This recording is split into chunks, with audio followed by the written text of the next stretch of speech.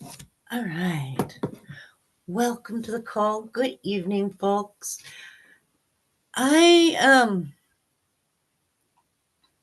I wanted to talk tonight a little bit about emotions, but a slightly different angle than I generally talk about. I talk a lot about what emotions are and how healthy ways to process emotions and things like that. Um, Tonight, I actually want to talk a little bit about expressing emotion in front of our children. Um, it's an incredibly nuanced topic. And the way, where I always start is where we're coming from as a society so that we can use that as the roadmap. Um, and because of where we're coming from as a society, and because emotions are a nuanced topic, it makes it,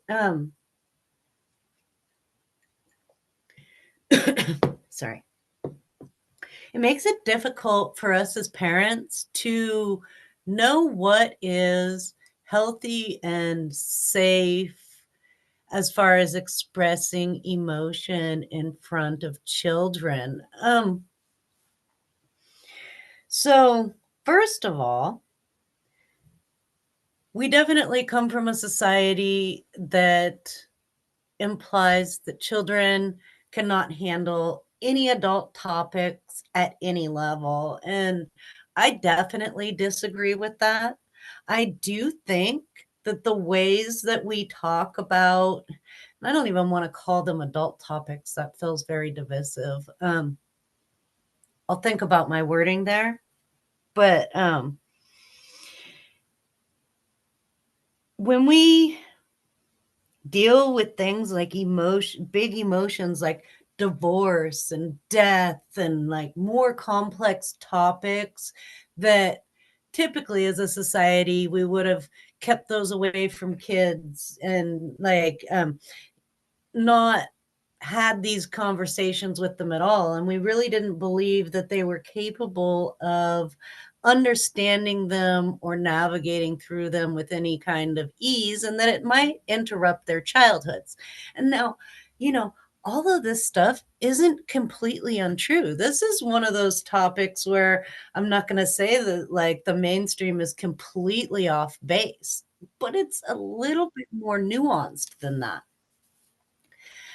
And, it's a little bit more nuanced in that children can handle and understand and process through a multitude of difficult topics. I think that one of the important things is when we approach a difficult topic with our child, that we check our own selves and where we're coming from and the energy that we're bringing behind discussing that topic. Because if we're bringing a lot of fear or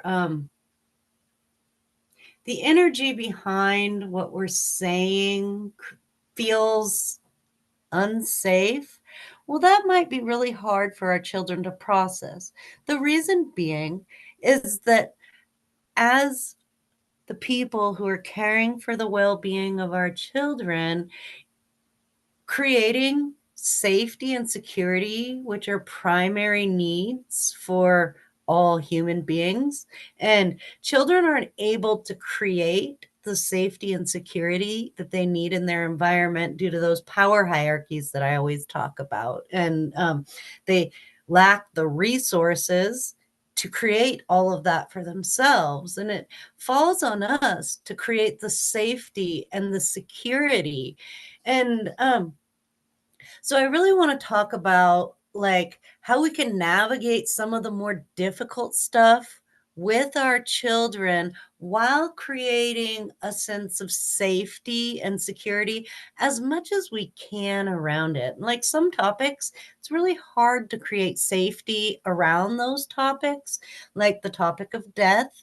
It's really hard to create safety 100% because it's a very unknown topic and we really don't know, like we can't make any guarantees.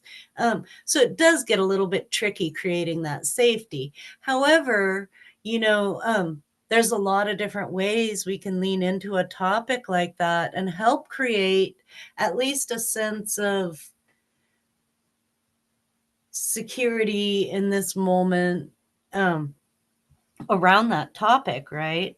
Um, I wasn't actually going to use death as an example in this talk, though I feel like it's incredibly nuanced and important to address. I was going to talk a little bit more about the feelings, like using an example of something like divorce, where, there's a lot of big feelings. When you're going through divorce, you're going to be grieving the loss of the entity. You're going to be grieving the all of the things that you wished that you had hoped for, the loss of your dreams. And um, there could be a lot of insecurity, even for you, around a topic like divorce. You might not know exactly how this is all going to pan out as far as like the physical, practical aspects of it, like where everybody's going to live and custody and finances and all of that stuff, right? And because your heart is hurting, you may be crying a lot and expressing this in front of your children. And like, I'm using divorce as an example because it's something that a lot of people go through. And I see a lot of people asking about like how much of this to express in front of their children and how to navigate it. And so I felt like it was a really good example, though.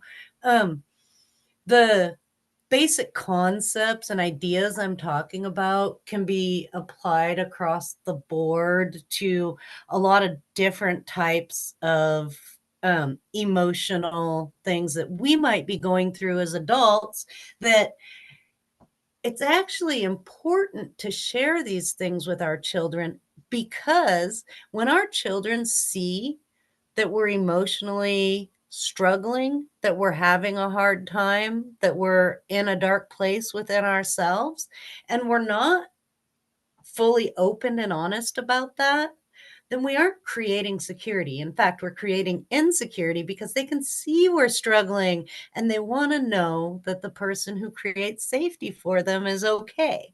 So, having the conversations becomes really important, that we're able to share in a way that can help them to feel like these emotions are part of a healing process, which is, really valuable when we can see our feelings as part of a healing process, as something that's happening to us now. And on the other side of it, things will be different and things will be okay.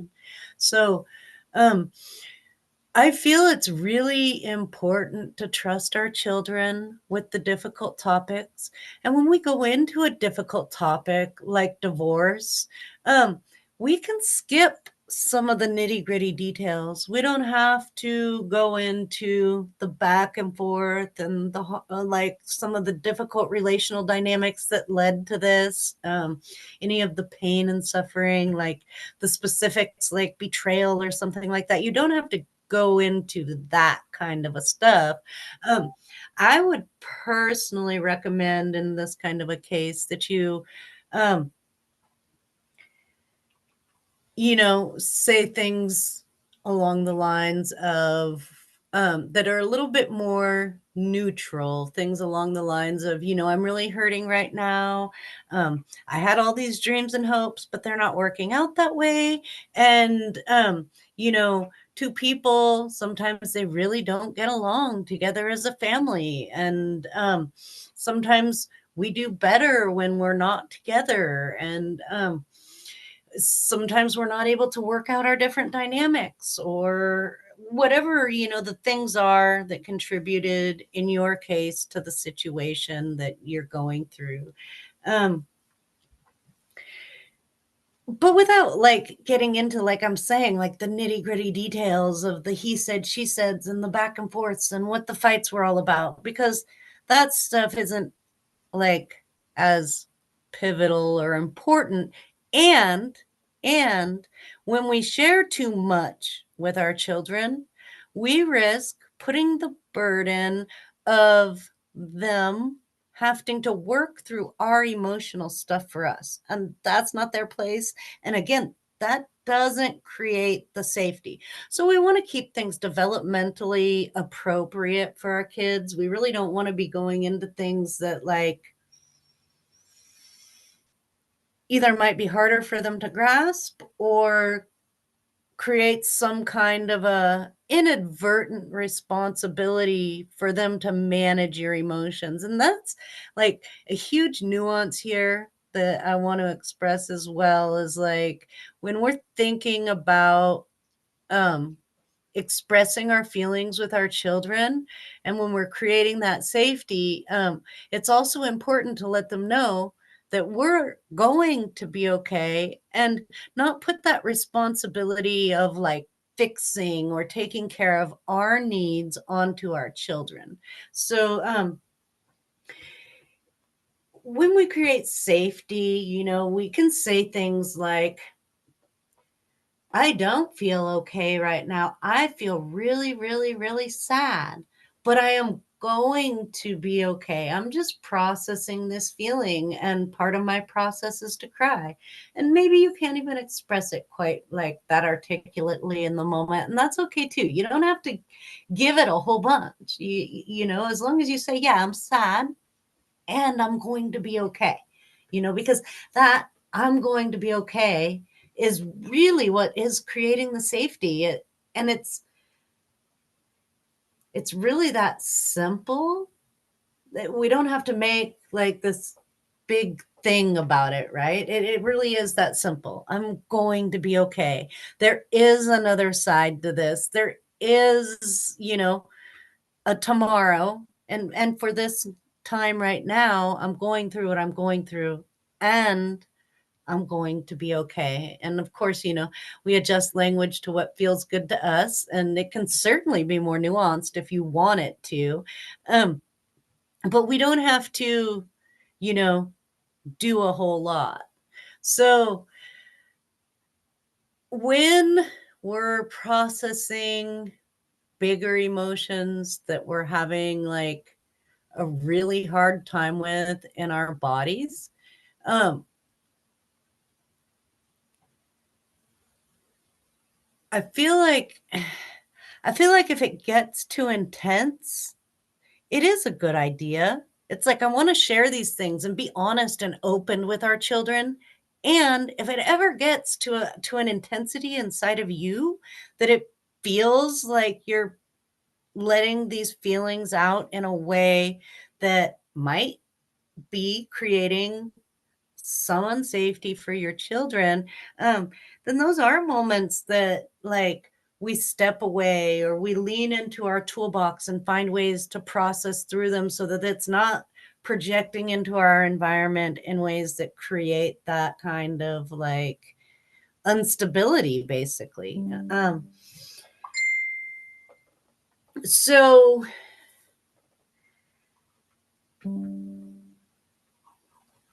um